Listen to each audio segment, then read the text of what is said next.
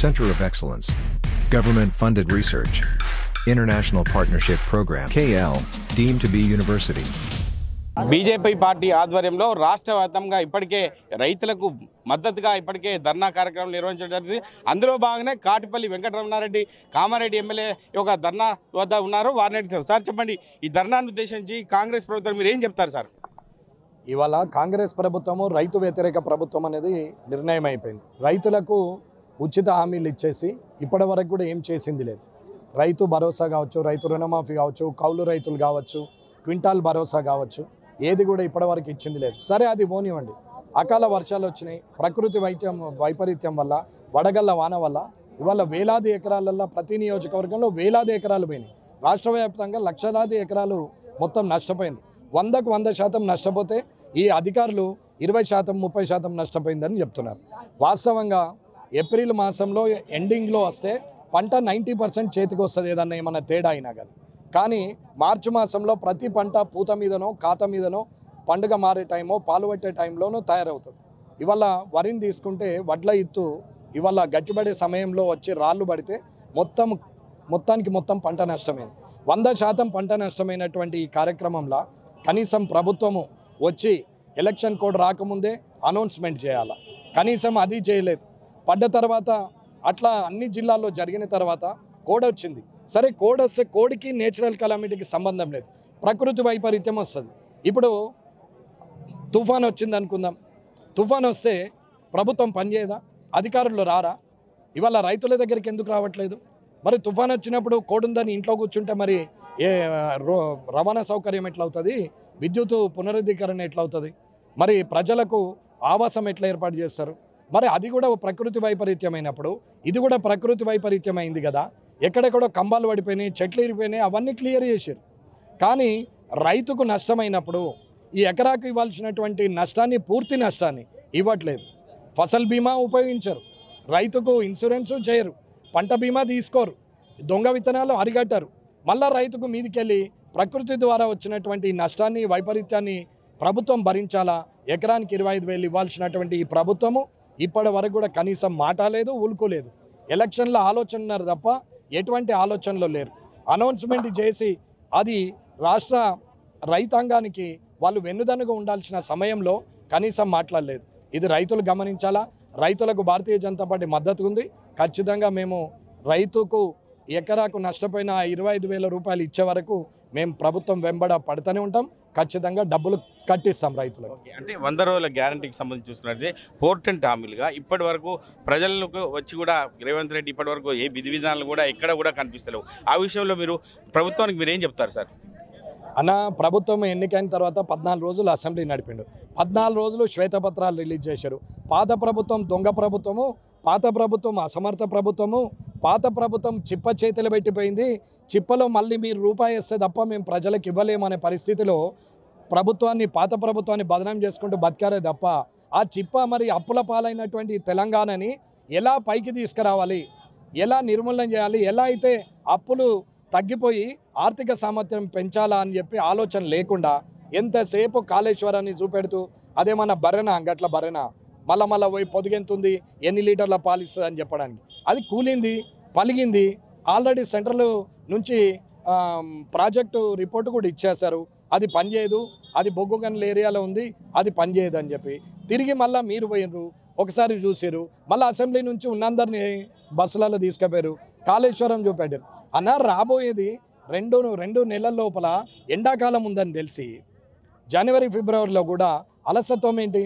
అయితే దాన్ని రెక్టిఫై చేయాలా, లేదా దానికి ప్రత్యామ్నాయ పరిస్థితి ఏందో చూడాలా. ఏది చూడకుండా పాత ప్రభుత్వం దొంగ అంటే దొంగలనే పక్కకు పెట్టింది కదా ప్రజలందరూ. నువ్వు కొత్తగా చెప్పేది ఏమేది దొంగలని?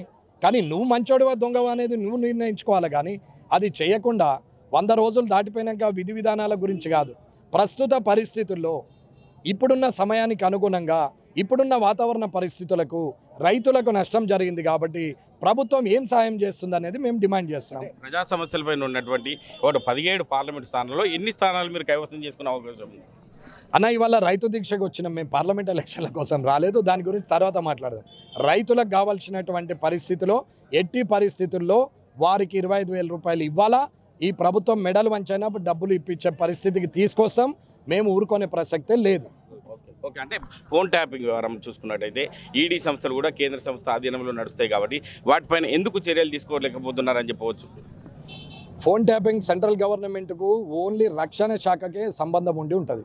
అది శాటిలైట్ ద్వారా కానీ వేరే దగ్గర కానీ దేశ రక్షణకు సంబంధించిన ఏమన్నా సమస్యలు ఉత్పన్నమవుతాయేమో అని అనుమానితుల మీద ఫోన్ ట్యాపింగ్ సెంట్రల్ చూసుకుంటుంది రక్షణ శాఖ. కానీ ఇక్కడ రాజకీయ స్వలాభాపేక్ష కోసం, ఆర్థిక స్వలాభాపేక్ష కోసం ఫోన్ ట్యాపింగ్లు చేస్తే తిరిగి చక్కగా వాళ్ళని జైలుకే పంపిస్తారు. ఎవరు పంపిస్తారు? ఎవరైతే కేసు పెట్టారో, ఎవరైతే మాట్లాడారో స్టేట్ గవర్నమెంట్ తీస్తుంది కదా. చూద్దాం ఏం చేస్తుంది స్టేట్ గవర్నమెంట్. చేయకపోతే కేంద్ర ప్రభుత్వం అప్పుడు ఏం చేయాలని చేస్తుంది.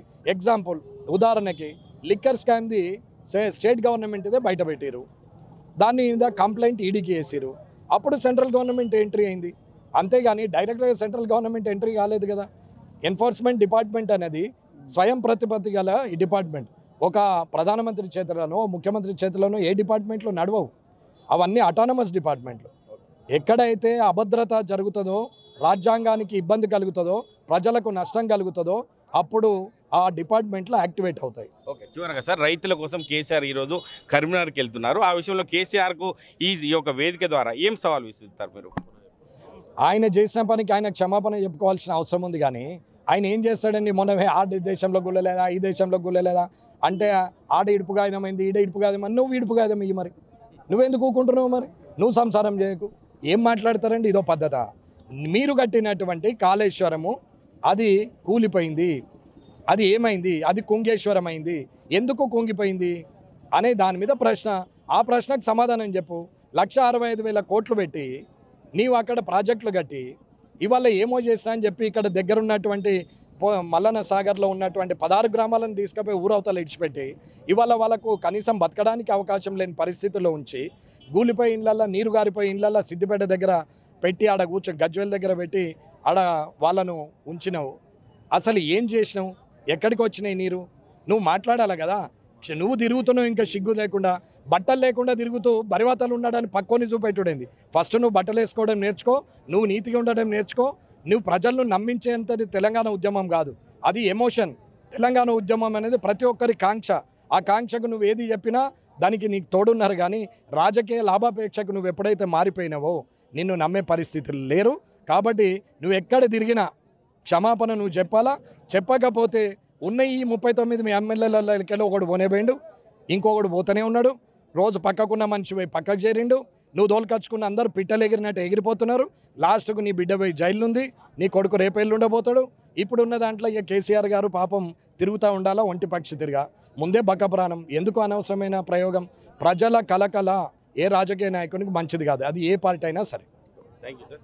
అంటే గత ప్రభుత్వం చేసిన తప్పిదాలనే కాంగ్రెస్ ప్రభుత్వం కూడా తప్పు చేస్తుంది. రైతుల పక్షాన ఉండాల్సిన కాంగ్రెస్ ప్రభుత్వం లేకపోవడం మేము ఈ యొక్క దీక్ష ద్వారా కాంగ్రెస్ ప్రభుత్వాన్ని ఖచ్చితంగా సవాల్ చేస్తున్నామని చెప్పి కాటిపల్లి వెంకటరమణారెడ్డి చెప్పడం జరుగుతుంది. కెమెరామెన్ ఎల్లూరుతో మహేష్, RTV, ఉమ్మడి మెదక్ జిల్లా.